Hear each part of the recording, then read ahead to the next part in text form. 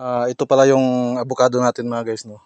Nung summer, tinabunan natin yung dahon niya, yung puno niya ng dahon ng saging. So, yung tinabo natin.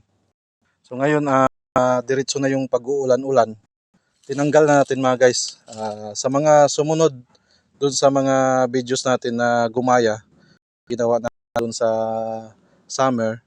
Ito, tanggalin nyo na yung ayan, yung tabon para hindi siya masubrahan ng tubig. At ayan, pagka nasubrahan siya ng tubig, hindi na maganda sa kanya.